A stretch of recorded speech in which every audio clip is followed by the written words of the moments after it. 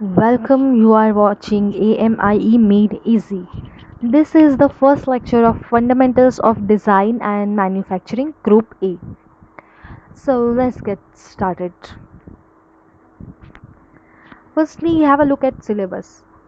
FDM is divided in three parts, which is design, which consists of 30 marks, manufacturing, which consists of 40 marks, and integrated design and manufacturing, which consists of 30 marks. हमारा जो F D M subject है उससे 3 parts पे divide किया गया है। Design जो 30 marks का आता है, मैन्युफैक्चरिंग जो 40 मार्क्स का आता है और इंटीग्रेटेड डिज़ाइन एंड मैन्युफैक्चरिंग जो 30 मार्क्स का आता है।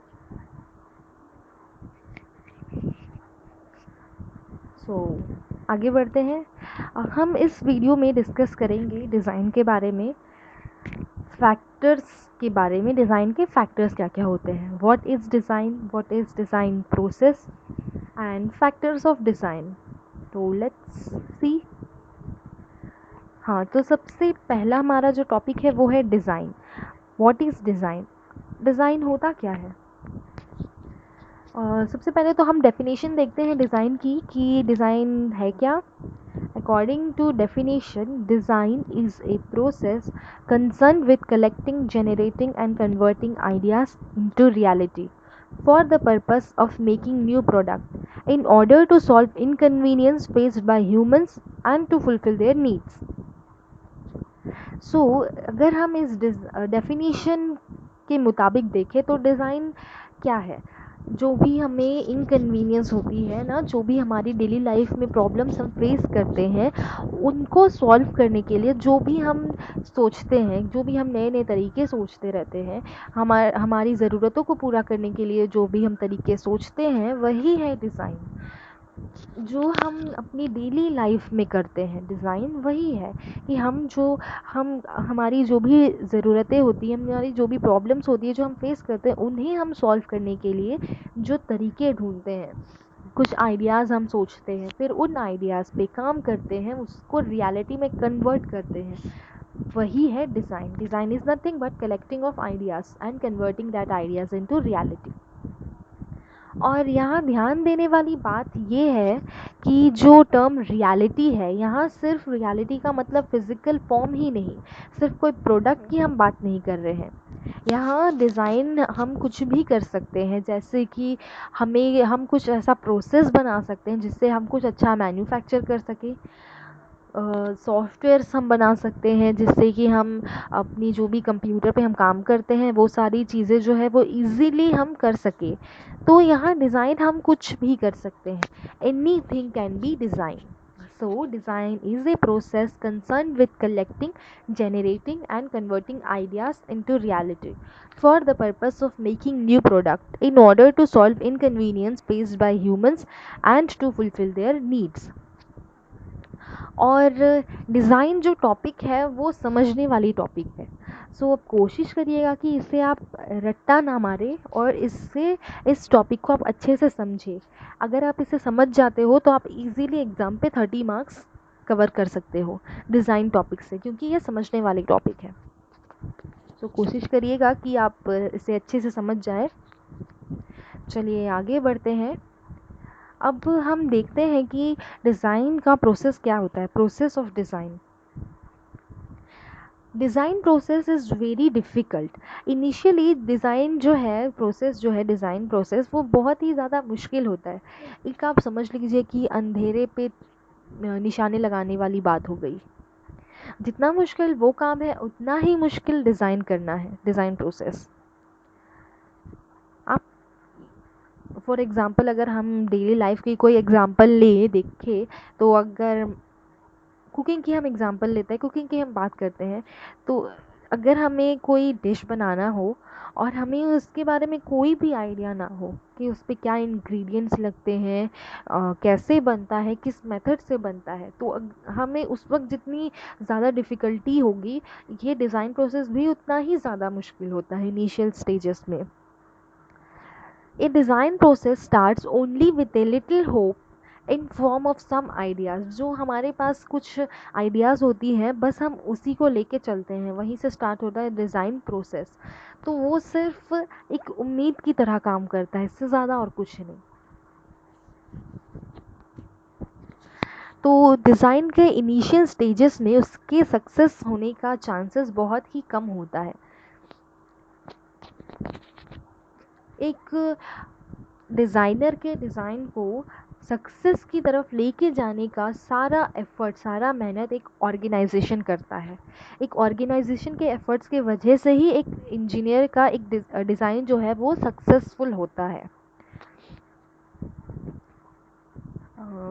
यहाँ पे this whole set of activities include problem definition, generation of alternatives, detailing and testing. तो अगर हम देखें कि हम आइडियाज़ हम सोच रहे हैं, तो हम सिर्फ कोई एक आइडिया पे तो काम नहीं कर सकते।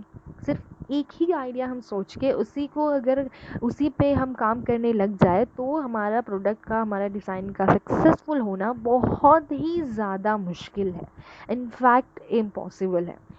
सो हमें और ऑल्टरनेटिव्स ढूंढने होते हैं कि हम और किस किस तरीके से ये कर सकते हैं, किस तरीक़ा से अगर हम करें तो ये प्रोडक्ट जो है, ये जो भी हम डिज़ाइन कर रहे हैं वो अच्छे से काम कर सके, किस मेथड से करें ताकि जो हमारा प्रोडक्ट है वो अच्छे से बने और कम कॉस्ट में बने, किस चीज़ से हम बनाएं, क्या क्या मटेरियल्स यूज़ कर सकते हैं और किस किस तरीक़ों से हम कर सकते हैं design.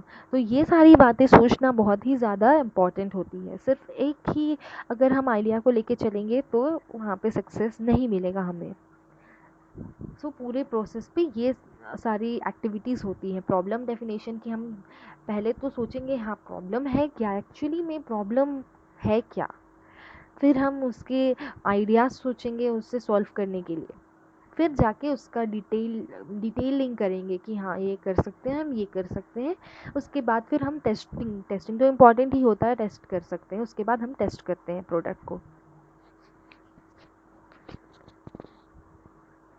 Now look at factors of design.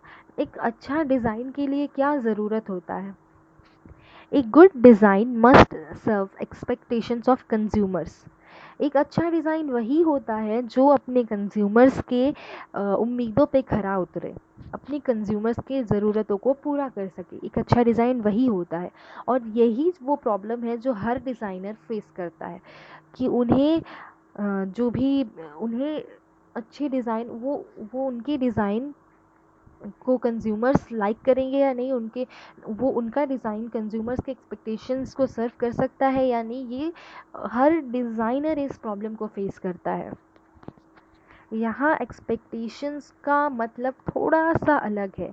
यहाँ एक्सपेक्टेशंस का मतलब होता है कि उस प्रोडक्ट का फंक्शनैलिटी, कि वो प्रोडक्ट किस तरह से काम करेगा, वो प्रोडक्ट किस तरह से काम करेगा ताकि अपने कंज्यूमर्स के एक्सपेक्टेशंस को वो सर्व कर सके। तो सबसे जो 4 इम्पॉर्टेंट फैक्टर्स है डिज़ाइन के, वो है नीड। सबसे पहले कि हाँ, एक डिज़ाइन को अपने वो किस पर्पस से बनाया जा रहा है, उस पर्पस को वो सर्व करना चाहिए, उस पर्पस को वो पूरा कर सके। सबसे पहला तो हम जो अपनी कंज्यूमर्स के ज़रूरतों को, पर्पस को हम सॉल्व करें, तो वो होता है सबसे पहला factor need. A design must satisfy the need और पर्पस ऑफ डिज़ाइन। फिर यूटिलाइजेशन, कि हम अगर कुछ प्रोडक्ट बना रहे हैं तो उसका यूज़ भी तो होना चाहिए। तो अच्छा प्रोडक्ट, जो अच्छा डिज़ाइन होता है, एक वेल डिज़ाइन प्रोडक्ट बहुत अच्छे से काम करता है, कंफर्टेबल होता है काम करने में, और सेफ्टी भी होता है उस पर काम करने पे। तो कंज्यूमर्स जो है उससे यूटिलाइज़ करे अगर प्रोडक्ट को, तभी जाके हमारा प्रोडक्ट सक्सेसफुल होगा। तो एक अच्छा, इसलिए हमें अच्छे तरीके से डिज़ाइन करना बहुत ही ज़्यादा ज़रूरी है। एक अच्छा डिज़ाइन जो है वो एक well design product is used by people more efficiently, more comfortably and more safely. उसके बाद तीसरा इम्पॉर्टेंट फैक्टर है मेथड। यहाँ मेथड बहुत ही इम्पॉर्टेंट रोल प्ले करता है।